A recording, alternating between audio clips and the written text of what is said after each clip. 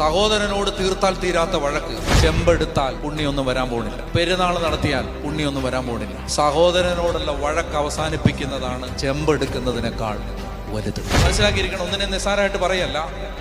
മതപരമായ ആചാരങ്ങളല്ല നിന്നെ ദൈവത്തിന് പ്രിയപ്പെട്ടവനാക്കി മാറ്റുന്നത്.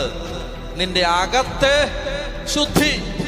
കൈ കഴുകിയില്ലയോ, അമ്പെടുത്തില്ലയോ, കോഴി വെട്ടിയില്ലയോ, ഇതല്ല. റാസയ്ക്ക് നടന്നില്ലയോ, ഇതൊന്നുമല്ല. ഇതൊക്കെ നല്ലതാണോ? വളരെ നല്ലതാണ്. റാസയ്ക്ക് നടക്കണം. കൊട പിടിക്കണം. ചെമ്പെടുക്കണോ? എടുക്കണം. കഴന്നെടുക്കണോ? എടുത്തോ. അത് എടുത്താലും എടുത്തില്ലേലും ദൈവരാജ്യത്തിന് അതൊരു വിഷയമില്ല. ദൈവരാജ്യത്തിന് വിഷയം നിന്റെ അകത്ത് കിടക്കുന്നത്. ജഡിക മനുഷ്യന്, മതവിശ്വാസിക്ക് ഇതൊന്നും ഒരു പ്രശ്നമല്ല.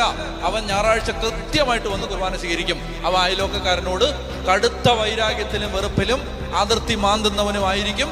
അവൻ 1/2 സെന്റിന് വേണ്ടി അവനോട് 15 കൊല്ലമായിട്ട് കേസ് നടത്തുന്നവനായിരിക്കും. അവൻ കുർബാന സ്വീകരിക്കാൻ അവന് യാതൊരു മടിയുണ്ടാവില്ല. അവൻ ചിന്തിക്കുന്നത്, ഞാൻ ഇത്തവണ ചെമ്പെടുത്തത് കൊണ്ട് എന്റെ പാപം തീർന്നെന്നാണ്.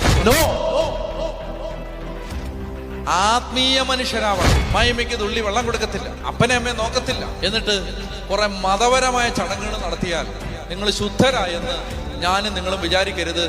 അതല്ല യേശുവിന്റെ മാർഗം. അകത്തുനിന്ന് വരുന്ന കാര്യങ്ങൾ. അകത്തുനിന്ന് വരുന്നു വൈരാഗ്യം, വെറുപ്പ്, അസൂയ, പടലപ്പിണക്കം, പാരവെപ്പ്, കൊള്ളിവെപ്പ്, അക്രമം, കൈക്കൂലി, കൊള്ള, അഴിമതി ഇതെല്ലാം കാണിച്ചിട്ട് മതപരമായ കുറച്ച് ചടങ്ങുകൾ നടത്തിയാൽ ശുദ്ധി വന്നു എന്ന് ആരും തെറ്റിദ്ധരിക്കാൻ പാടില്ല.